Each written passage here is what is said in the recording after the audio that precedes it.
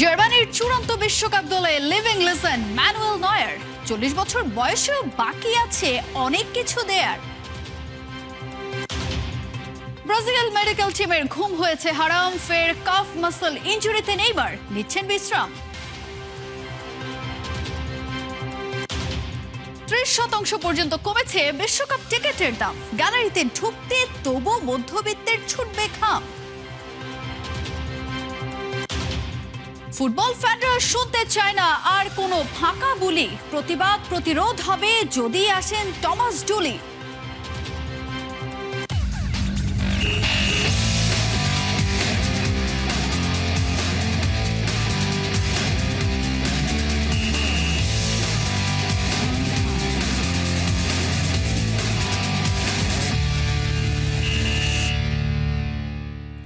স্বাগত খেলা যুগে, আপনাদের সাথে আছি আমি তাজিন খন্দকার। ফুটবলের খবর দিয়ে শুরু করছি। পাক্কা 2 বছর 3 মাসের একটা বিরতি, কিন্তু তাতেও ফুরিয়ে যাননি, দমে যাননি এতটুকু। আন্তর্জাতিক ফুটবলকে গুড বাই বললেও দুনিয়াকে দেখিয়ে দিলেন আমি নাম্বার 1 চয়েস। বলছিলাম জার্মানির 2014 বিশ্বকাপ জয়ী ম্যানুয়েল নয়ারের কথা। 2026 বিশ্বকাপের চূড়ান্ত স্কোয়াডে জায়গা করে নিয়েছেন 40 বছর বয়সী এই তারকা। 26 সদস্যের চূড়ান্ত স্কোয়াডে আছে তারুণ্যের জয়গানও। বিস্তারিত রিপোর্টে। আর যে পারছি না এমন আকুতি করে গ্লাভস আর বুট জোড়াকে গুড বাই বলে তুলে রাখা পাক্কা 2 বছর 3 মাসের অবসর দা সুপার কিপারের, যে চীনের প্রাচীর হয়ে সামলেছেন বাঘা বাঘা সব ফুটবলারকে, গ্রিপে ধরেছেন দুর্দান্ত সব শট। সেই ফুটবলটাকে বিদায় বলে দিয়েছিলেন ইনজুরি, বয়সের চাপ আর নতুনদের জন্য জায়গা করে দিতে। কিন্তু দ্য ওয়ার্ল্ড 2014 বিশ্বকাপ জয়ের মহানায়ক কি আর বয়সের ভারে মাথা নোয়াতে পারেন? না, ওর নামটাই যে ভয় ধরাতে যথেষ্ট প্রতিপক্ষের মনে। ওই নামটা ম্যানুয়েল নয়ার। পাক্কা 40 বছর বয়সে এসেও চিরতরুণ। 2026 বিশ্বকাপ আবারও দেখবে দ্য গ্রেট ওয়ালের সব হিংস্র থাবা। আর্জেন্টিনা, ব্রাজিল, ফ্রান্স, স্পেনের পর এবারের বিশ্বকাপে আপনার পছন্দের দল কোনটা? স্বাভাবিকভাবেই ফেভারিট লিস্টে টপ 10 এর মধ্যে থাকবে জার্মানির নামটা। কালের বিবর্তনে ধার কমলেও হারিয়ে তো যায়নি 4 বারের বিশ্ব চ্যাম্পিয়নরা। এবার আরও একটা বিশ্বকাপ জয়ের মিশনে 26 সদস্যের চূড়ান্ত স্কোয়াড ঘোষণা করেছেন, আর সেখানেই সবচেয়ে বড় চমক নিয়ে হাজির ডায়মন্ড শেফরা। পুরনো চাল ভাতে বাড়ে এই কথাটি পূর্ণ আস্থা রেখেছেন কোচ। পুরো গেমটাই এখানে চেঞ্জ।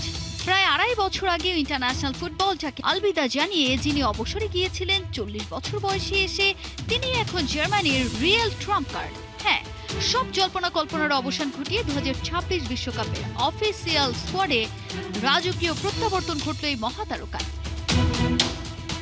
নয়ারের সাথে এক সময়ের সেই বিখ্যাত মনোমালিন্য ভুলে কোচ স্টাফ জানিয়ে দিলেন দলের নাম্বার 1 চয়েস এই বুড়োই।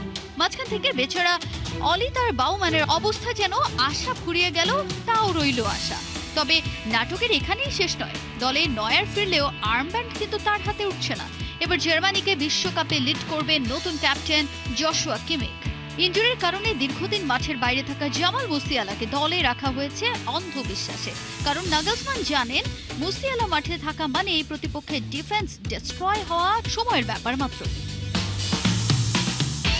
জার্মান স্কোয়াডে এবার যেমন আছে অভিজ্ঞতার জোর, তেমনি আছে ইয়াং ব্লাডের হুঙ্কার।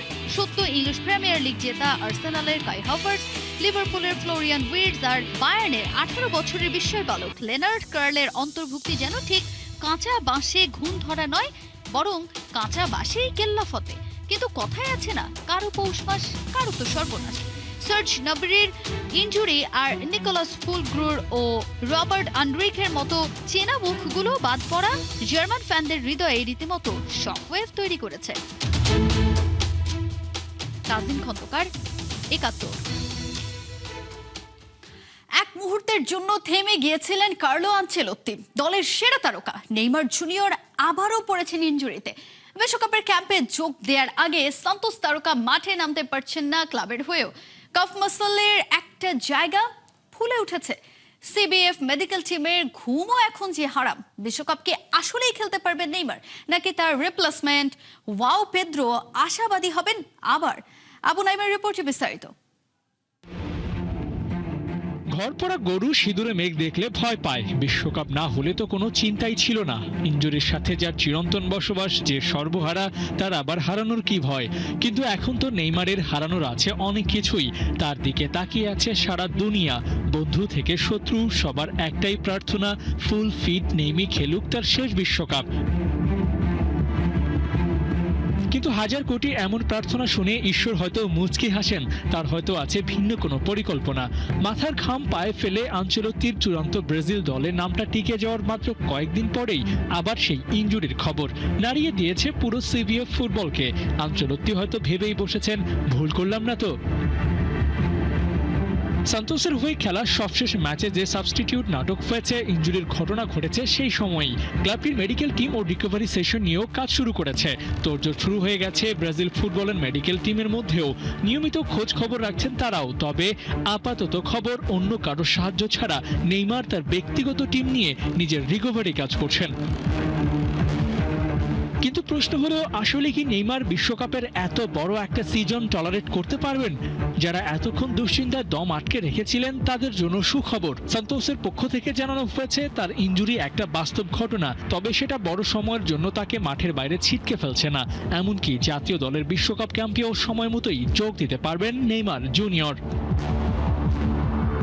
গ্রেড 1-এর ইনজুরি বলে এই যাত্রায় বেঁচে যাচ্ছেন নেইমি। তবে 48 দেশের দীর্ঘ সিজন পার হওয়াটা ব্রাজিলিয়ান নাম্বার 10-এর জন্য কঠিনই। প্রতিপক্ষগুলো বিশ্বকাপের মতো আসলে সুপারস্টার বলে তাকে ছেড়ে কথা বলবে না। নেইমার যদি ছিটকে যান তাহলে ওর জায়গায় আনচেলত্তি কাকে নিয়ে ছক সাজাবেন। 3 বছর পর নেইমার দলে ফিরে ওয়াও পেড্রোকে রেস থেকে দিলেন ছিটকে।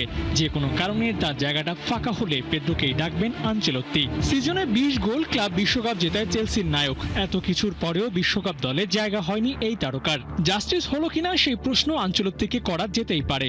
মেডিকেল টিমের পরের আপডেট যদি সান্তোস তারকার পক্ষে না যায়, তাহলে ডাক্তার পেড্রোর আসতেই পারে। বয়সের সাথে পাল্লা দিয়ে বাড়ে কাফ ইনজুরিতে পড়ার সম্ভাবনা। 34 বছর বয়সী নেইমারের জন্য ব্যাপারটা আরো সিরিয়াস। বিশ্বকাপের চাপ সামলে ইনজুরিকে এড়িয়ে যেতে পারবেন তো?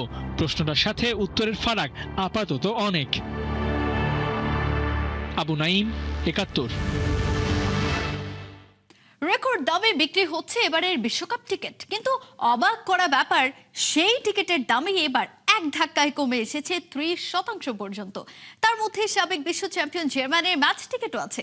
এবার কি তবে হবে সাধারণ মানুষের হাতের নাগালে আসবে সেই সোনার হরিণ? হবে গ্যালারিতে বসে ফিফা ওয়ার্ল্ড কাপ দেখার স্বপ্ন পূরণ? উত্তর খুঁজেছেন খালিদ জামিল। একটা ছোট গল্প দিয়ে শুরু করা যাক। বাবা মায়ের জন্ম লাইবেরিয়ায় হলেও কফির জন্ম যুক্তরাষ্ট্রে। মনে প্রাণে তাই সে সাপোর্ট করছে টিম ইউএসএ কেই। স্বাগতিক হিসেবে তারা খেলছে এবারের বিশ্বকাপ। 32 বছর পর ওরা হতে পেরেছে হোম টিম। কফির তাই আনন্দ আর ধরে না। সিঙ্গেল মাদার নিয়া ওকোরোর কাছে তাই বায়না ধরে একটা ম্যাচ দেখতে নিয়ে যেতেই হবে। মা খুঁজে পেতে বের করেন তার জমানো টাকাগুলো, হিসেব মেলে না, তবু আশা দেখান। একটা রেস্টুরেন্টে ক্লিনিং এর কাজ করে নিউ ইয়র্কে পুরো একটা রুম ভাড়া করা যায় না। বাবা তো আর বেঁচে নেই। ল্যান্ডলর্ডের স্টোর রুমে একটা সোফা ভাড়া নিয়ে মা ছেলে থাকছেন কোনো মতে। কফি আলফা জেনারেশনের, টেকনোলজি তার বা হাতের খেল। টিকিট বুকিং সাইটে ঢুকতেই নজরে পড়ে প্রাইস ট্যাগে। মা ছেলে দুজনের টিকিটের দামে একটা অ্যাপার্টমেন্ট তো হয়েই যায়। কফি তার আবদার নিয়ে মায়ের সামনে আর দাঁড়ায় না, তবু তার স্বপ্নের ঘোড়া ছুটে চলে।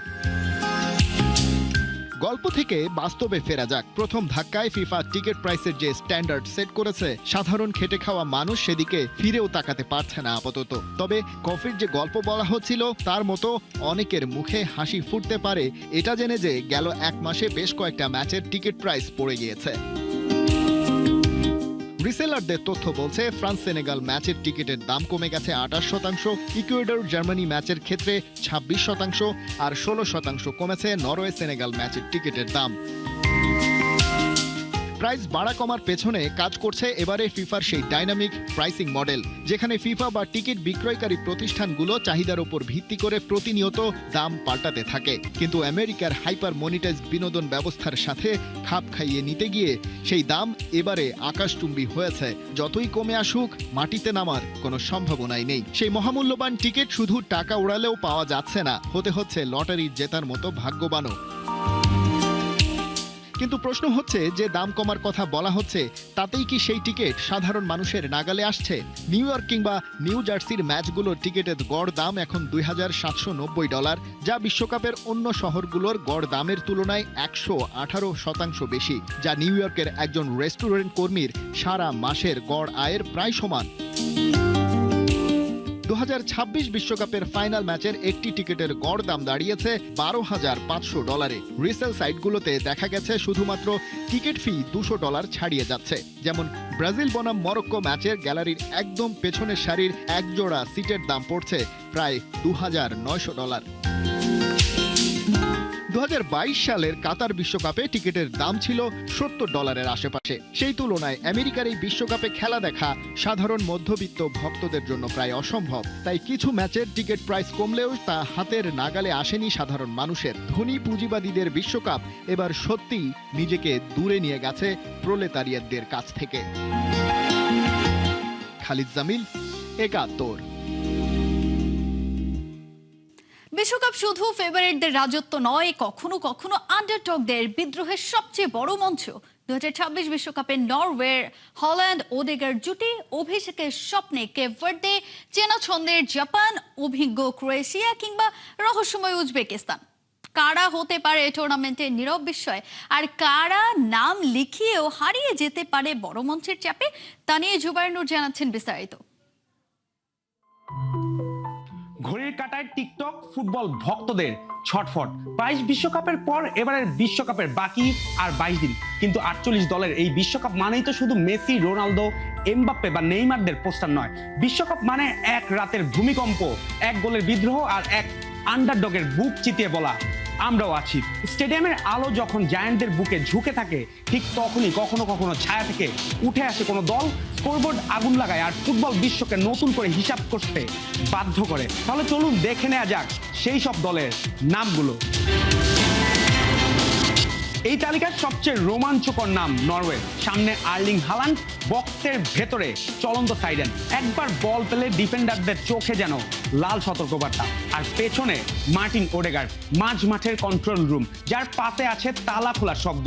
ফ্রান্স সেনেগালের গ্রুপ কঠিন, হ্যাঁ, কিন্তু নরওয়ের কাছে আছে শরীরের জোর, গতির ঝড় আর 28 বছর পর বিশ্ব মঞ্চে ফেরার আগুন। কেপ ভার্দে নামের পাশে নেই তারকার ঝলক, আছে দল হয়ে ওঠার গল্প। ক্যামেরুনকে টপকে বিশ্বকাপে এসে ব্লু শার্টরা বুঝিয়ে দিয়েছে ফুটবল শুধু নামের খেলা নয়, নার্ভেরও খেলা। অভিষেকের চাপ থাকবে কিন্তু ভয় নেই, কারণ যাদের হারানোর খুব বেশি কিছু নেই, তাদের সাহসী অনেক সময় সবচেয়ে বড় অস্ত্র। এবার জাপান, তাদেরকে আর চমক বলা অন্যায়, তবু তাদের পুরো গুরুত্ব দেয়া হয় না। 2022 সালে জার্মানি স্পেনকে হারিয়ে সামুরাই ব্লু দেখিয়েছে তারা শুধু দৌড়ায় না, ছক কেটে আঘাত করে। প্রেসিং এর তীব্রতা, কাউন্টারে বিদ্যুৎ, সিদ্ধান্তে শৃঙ্খলা। জাপান এমন দল যারা প্রতিপক্ষের 1 সেকেন্ডের ঘুমকে গোলের দুঃস্বপ্নে বদলে দিতে পারে। ক্রোয়েশিয়া আবার সেই পুরনো জাদুর নাম। 2018 সালে ফাইনাল, 2022 সালে সেমিফাইনাল। তবুও কেন জানি আলোচনায় তারা একটু পিছিয়ে, কিন্তু নকআউটে ক্রোয়েশিয়া মানে ঠান্ডা মাথার সার্জারি। মদ্রিচের অভিজ্ঞতা আর তরুণ প্রজন্মের ক্ষুধা মিলে তারা আবারও বড় দলগুলোর রাত দীর্ঘ করতে পারে। ইকুয়েডর আসবে লাতিন আগুন নিয়ে, তরুণ শক্তিশালী, দম ফেলার সুযোগ না দেয়ার ফুটবল। তাদের ম্যাচে গতি থাকে, ঘাম থাকে, ধাক্কা থাকে। অন্যদিকে উজবেকিস্তান এক রহস্য প্যাকেট, বড় নাম নেই কিন্তু সংগঠন আছে।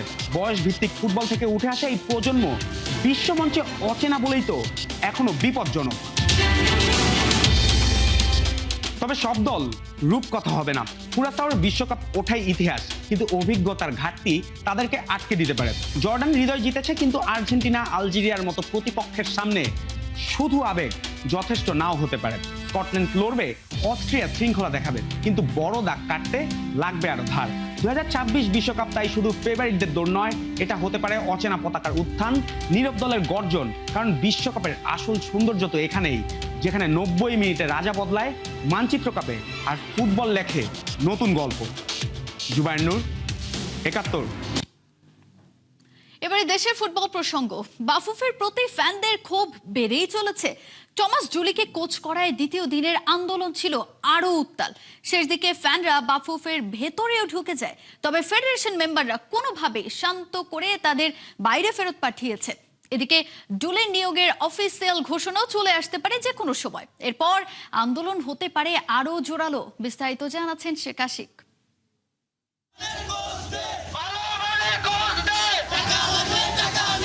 উত্তাল বাফুফে গেট। বুধবারের চেয়ে বৃহস্পতিবারের আন্দোলন আরো বেশি জমজমাট। এবার মাঠে নেমেছে বাংলাদেশ ফুটবল আল্ট্রাস। দাবি একটাই, যেমন তেমন কোচ নিয়োগ দিলে সহ্য করবে না ফ্যানরা।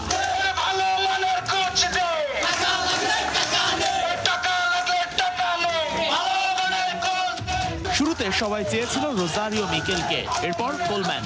শেষ ভরসা বার্নস্টর্ককেও পাত্তা দেয়নি বাফুফে। আর ঠিক এ কারণেই ক্ষুব্ধ ফুটবল ফ্যান্স।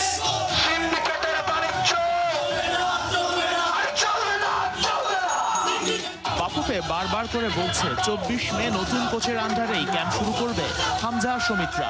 সে নতুন কোচ যে টমাস ডুলি, এটাই মানতে পারছে না ফ্যানরা। তাই তো পর দুদিন মাঠে নেমেছে ওরা। সালাউদ্দিনের আমলে আমরা যা দেখছি, তাবিদ আওয়ালে ভাবছিলাম কিছু একটা চেঞ্জ হইতে পারে, বাট তাবিদ আওয়াল আসার পরে, হামজা চৌধুরী আসার পরে যে ক্রেজটা ক্রিয়েট হয়েছে, তাবিদ আওয়াল তার নিজ হাতে এই ক্রেজগুলো নষ্ট করছে। একদিকে দিনে দিনে আন্দোলন জোরদার হচ্ছে, অন্যদিকে টমাস ডুলির বাংলাদেশে চলে আসার সময়ও এগিয়ে আসছে। শেষ পর্যন্ত এই আন্দোলন কোন দিকে যাবে সেটাই বড় প্রশ্ন। আমরা প্রয়োজনে মন্ত্রণালয়ের সামনে গিয়ে অনির্দিষ্টকালের জন্য অবস্থান নিব যে আপনারা আগে এটা বাতিল করেন। ফেডারেশন এই টাকাটা নিয়ে কোন জায়গায় কাজে লাগবে, এটা কি ওনারা খেয়ে ফেলবে? আন্দোলন যতই হোক, তার প্রভাব যে কোচ নিয়োগে একদমই পড়বে না সেটা ভালোভাবেই বোঝা যাচ্ছে। 5 জুন সান মারিনো ম্যাচ। দেশে ক্যাম্প শেষ করে নতুন কোচকে সাথে নিয়েই হামজারা উড়ে যাবে ইতালির ল্যান্ডলক দেশটাতে। সেই ম্যাচে দল ভালো করলেই ফ্যানরা ভুলে যাবে সব, এটাই বাস্তব। শেখ আশিক, 71, ঢাকা। এই ছিল এখনকার খেলা যুগে সরাসরি সংবাদ আর অনুষ্ঠান দেখতে চোখ রাখুন 71-এর ফেসবুক পেজে এবং সাবস্ক্রাইব করুন 71-এর ইউটিউব চ্যানেল। থাকুন 71-এর সাথে।